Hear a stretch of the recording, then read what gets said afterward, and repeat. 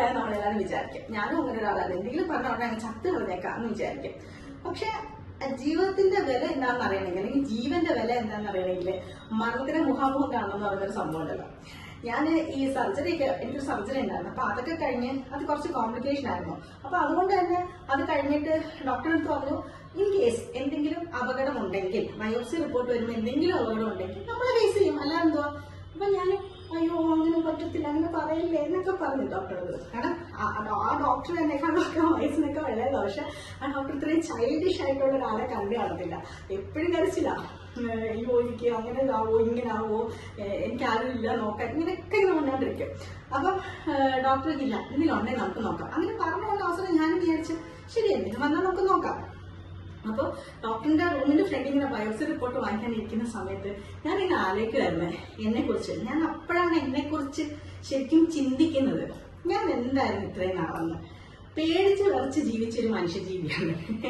എല്ലാം പേടിയാണ്, എല്ലാവരും പേടിയാണ്. ആ പേടിയിലും പിന്നെ വിറച്ച് ജീവിക്കുക എന്നൊക്കെ പറയില്ല, പേടിച്ച് വിറച്ച് അതിൽ നിന്നുണ്ടാവുന്ന പരാതിയും പരിഭവവും ഭയവും. അപ്പം ഭയക്കുന്ന ഒന്നിനും നമുക്ക് സത്യത്തിൽ സ്നേഹിക്കാനും പറ്റത്തില്ല. അപ്പൊ എനിക്ക് ശരിക്കും ഉള്ളു തുറന്ന് ആരെങ്കിലും സ്നേഹിക്കാൻ തന്നെ പേടിയായിരുന്നു എന്ന് വേണ്ടി പറയാം. അപ്പം ഈ എന്റെ മകള് ജനിച്ചതിന് ശേഷമാണ് എനിക്ക് എന്നെ ഡിപ്പെൻഡ് ചെയ്തൊരു വ്യക്തി ഉണ്ട് എന്നുള്ളൊരു ഊർജം ശരിക്കും വരുന്നത്. അപ്പം ഞാൻ അവളെ വളർത്തുമ്പോൾ പല കാര്യങ്ങളും എനിക്ക് തോന്നിയിട്ടുണ്ട്, ഇങ്ങനല്ല, ഇതല്ല എന്റെ രീതി. എന്നാലും ഞാൻ അത് എൻജോയ് ചെയ്തിട്ടുണ്ട് ഞാൻ കുറെ. അപ്പം അതും എനിക്കൊരു തിരിച്ചറിവാണ്. നമ്മൾ എൻജോയ് ചെയ്യുന്ന കാര്യങ്ങൾ മാത്രമേ നമുക്ക് നന്നായിട്ട് ധൈര്യത്തോടെ മുന്നോട്ട് കൊണ്ടുപോകാനും പറ്റത്തുള്ളൂ.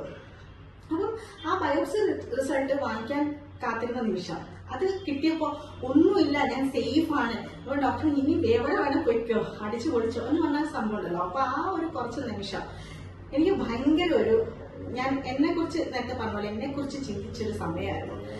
പിന്നെ ഞാൻ തീരുമാനമെടുത്തു, ഞാൻ ജീവിക്കണം, ഞാൻ ആഗ്രഹിക്കുന്ന പോലെ എനിക്ക് ജീവിക്കണം, ഭയങ്ങളില്ലാതെ ജീവിക്കണം. അപ്പം ഈ സർജറി ഒക്കെ വന്നത് ഞാൻ കൊല്ലത്തുനിന്ന് ട്രിവാൻഡ്രത്തോട്ട് പറിച്ച് നട്ടതിന് ശേഷമാണ്. അപ്പൊ അത്രയും നാളും ഞാൻ വിചാരിച്ചിരിക്കുന്നത് എനിക്ക് ഭയങ്കര ധൈര്യമാണ്. പക്ഷെ ആ സമയത്ത് എനിക്ക് മനസ്സിലായി ഞാൻ സംഭരിച്ച ധൈര്യമൊന്നും അല്ല. കാരണം എന്തുകൊണ്ടാണ്, എനിക്ക് ആഗ്രഹങ്ങൾ ഒരുപാട് ബാക്കിയുണ്ട്. എന്ന് വെച്ചാൽ ഞാൻ ആഗ്രഹങ്ങളൊന്നും സത്യം പറഞ്ഞാൽ സാധിച്ചിട്ടില്ല. ഞാൻ സാധിച്ചിട്ടുള്ളത് മുഴുവൻ പരാതിയും പരിഭവമാണ്. എനിക്ക് ആവശ്യമുള്ള എന്റെ ഒരു പേഴ്സണാലിറ്റിക്ക് എന്താണോ വേണ്ടത്, അല്ലെങ്കിൽ എന്റെ പേഴ്സണാലിറ്റിക്ക് അനുയോജ്യമായ കാര്യങ്ങൾ എന്താ, ഇതൊന്നും ഞാൻ ചിന്തിച്ചിട്ടില്ല. ഞാൻ തിരിച്ചറിവില്ലായ്മയിൽ നിന്ന് കുറെ പൊട്ടത്തരങ്ങളും അങ്ങനെയായിരുന്നു. പിന്നെ എന്റെ പ്രൊഫഷൻ എന്ന് പറഞ്ഞാല് ശരിക്കും പറഞ്ഞാൽ നമുക്ക് തളർന്നിരിക്കാൻ സമയമില്ലാത്തൊരു പ്രൊഫഷനാണ്. ആളുകൾ ഇങ്ങനെ വരുമ്പോൾ അവരുമായിട്ട് ഇന്ററാക്ട് ചെയ്യുമ്പോൾ നമുക്ക് മനസ്സിലാവും നമ്മൾ ഫേസ് ചെയ്യുന്നതൊന്നും അല്ല.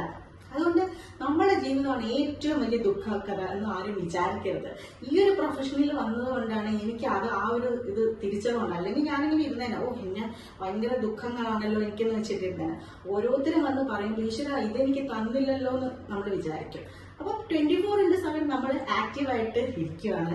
അങ്ങനെ പോകുമ്പോൾ നമുക്ക് നമ്മളെ ഒന്ന് കണ്ടുപിടിക്കാൻ പറ്റും, നമുക്ക് എന്താണ് ആവശ്യം, നമ്മുടെ ആഗ്രഹങ്ങൾ എന്തൊക്കെയാണ്. അപ്പം ആഗ്രഹങ്ങൾക്ക് അനുസരിച്ച് പോകുമ്പോൾ നമ്മൾ ഓരോന്നായിട്ട് നമ്മൾ നേടി പോകുമ്പോൾ നമ്മളുടെ നല്ല ധൈര്യം വരും. ധൈര്യം വരുമ്പോൾ നമുക്ക് ജീവിതത്തിൽ റിസ്ക് എടുക്കാൻ പറ്റും. അപ്പൊ ഇത്രയേ ഉള്ളൂ. നമുക്ക് ആരോഗ്യം വേണം, ശരീരത്തിന് ആരോഗ്യം വേണം.